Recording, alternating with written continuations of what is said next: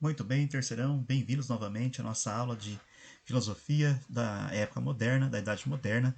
Nós continuamos hoje com os empiristas e o empirista de hoje, então, é o famoso filósofo John Locke. É ele que nós vamos conhecer as ideias, o que ele pensou, ok? Vamos seguir então ali com a nossa aula. Então, na aula passada, nós estudamos o empirismo do David Hume, que era um empirista rigorosíssimo. Estudamos como funciona o empirismo e conhecemos o raciocínio indutivo. Foi aí que eu parei minha aula na aula passada, ok? Os empiristas são conhecidos por dar valor aos sentidos, né? Os racionalistas dão valor à razão, para os racionalistas o conhecimento já está dentro de nós, e para os empiristas o que conta são os sentidos, relembrando isso aí para poder seguir. E os empiristas desenvolveram um raciocínio chamado raciocínio indutivo, que era o método usado por eles para que o homem pudesse chegar ao conhecimento. Então vamos lá.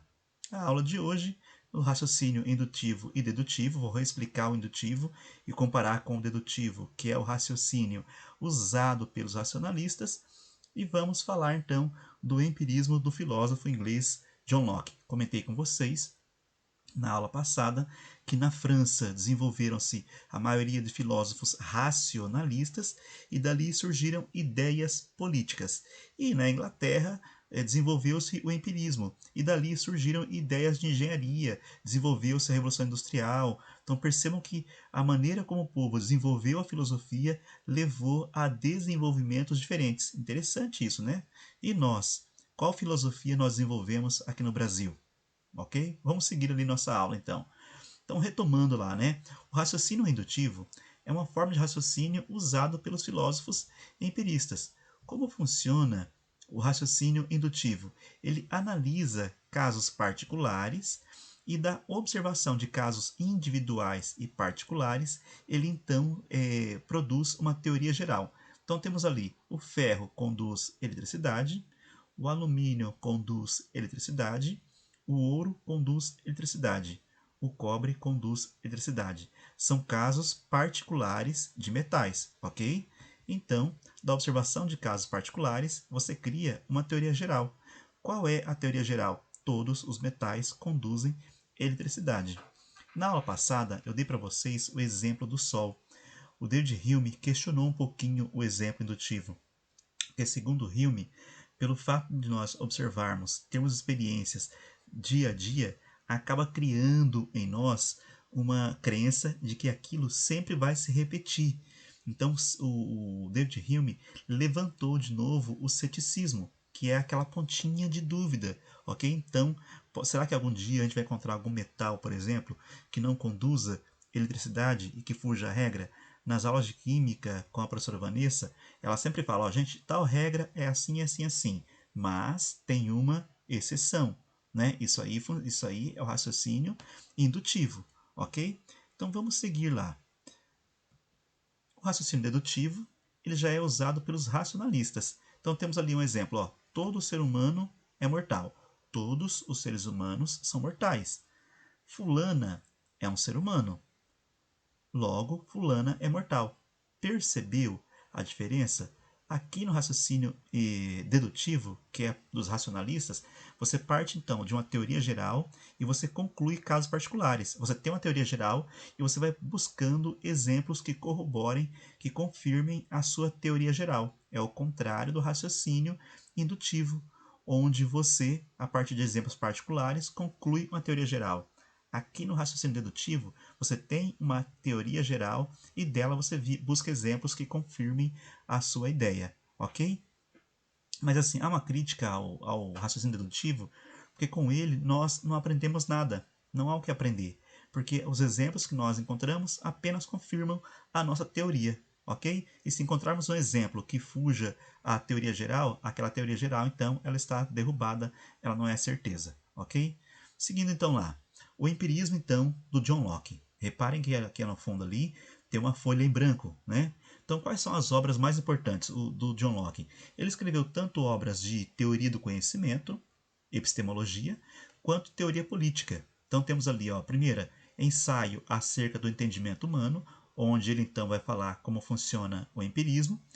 Segundo tratado sobre o governo, em que ele fala de política. O John Locke é um filósofo do da corrente liberal, né, que o governo não pode ser maior que seus cidadãos, o Estado não pode ser maior que seus cidadãos, e socialmente a carta sobre a tolerância, ok? Que os homens têm que aceitar as diferenças entre um e outro. Então, um grande filósofo aí, o John Locke. Então, o Locke é o principal representante do empirismo britânico. Ele combateu aí duramente a doutrina cartesiana do Descartes, das ideias inatas. Lembra que para os racionalistas, as ideias, os conhecimentos que nós temos são inatos, ou seja, já nascem conosco. E aí, para o David Hume, o cérebro é como uma tábula rasa. Nada foi gravado nela, nada. Ou seja, trocando o exemplo, a palavra tábula rasa, somos nós, nosso cérebro é como uma folha em branco, e conforme nós vamos vivendo no dia a dia, nós então vamos gravando em nós as ideias, ok? Então, o John Locke ele se destacou muito por essa ideia aí, desse exemplo da tábula rasa, ou da folha em branco. Conforme a gente pega uma folha em branco e vai escrevendo, a folha vai tendo alguma coisa. Então, segundo o John Locke, o nosso cérebro é assim: não há nada nele quando nascemos, e conforme nós vamos vivendo no dia a dia, os nossos sentidos então vão passando para o nosso cérebro as ideias que existem nele. Não é possível ter uma ideia de algo que eu não tenha visto. Então, tudo que tem nas nossas mentes tem origem nos sentidos. Assim como David Hume dizia, assim como Thomas Hobbes dizia, que também era um outro filósofo empirista. Né? Então, as ideias que temos em nossas mentes são adquiridas ao longo da vida e através da experiência sensível, sentir. E aí o nosso cérebro, internamente, ele processa tudo o que ele vê, tudo que ele sente, e então, com as sensações, passamos a ter algo gravado em nossa mente. Mas e as ideias da nossa mente? Então, para o Locke, as ideias da nossa mente, elas têm dois tipos de ideias. Primeiro, são as ideias da sensação, são as primeiras ideias que chegam na mente através dos sentidos. E as ideias da reflexão são aquelas que resultam da combinação e associação das sensações por um processo de reflexão.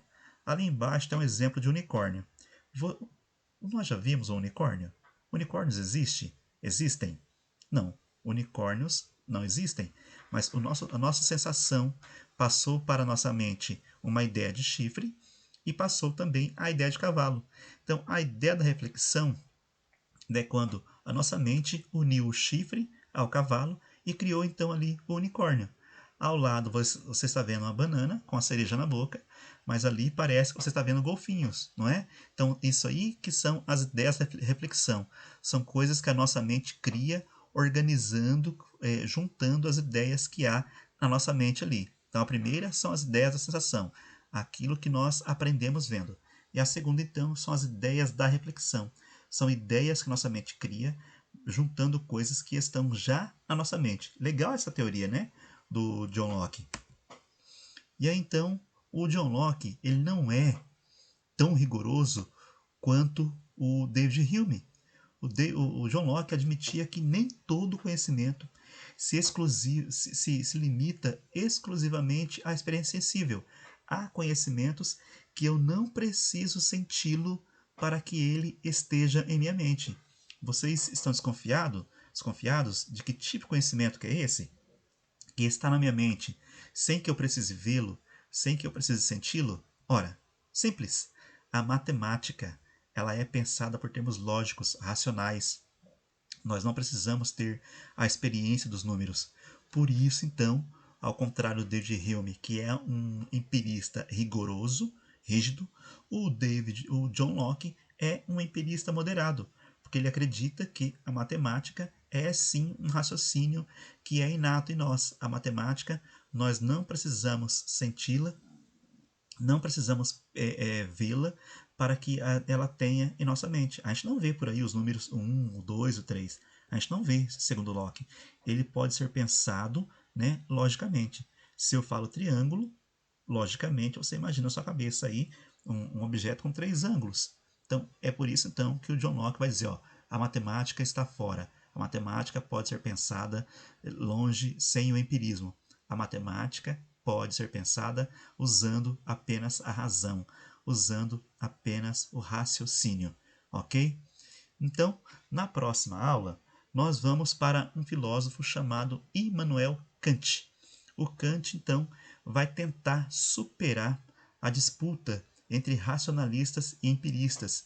Ele vai apontar quais são os erros e quais são os acertos que tem nos dois grupos de filósofos, e então ele vai ali mostrar, né, vai criar uma nova teoria fantástica. O David o Immanuel Kant é um filósofo que representa o iluminismo do século XVIII.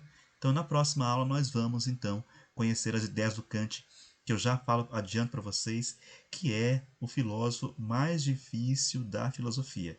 Ele era rigoroso, ele andava todo dia no mesmo horário lá em Königsberg, na cidade dele. Diz a lenda que as pessoas acertavam o relógio pela caminhada dele. Então, na próxima aula, nós vamos entender como é que o Kant, então, conseguiu ou tentou superar os racionalistas e empiristas, ok? Obrigado, até a próxima, pessoal!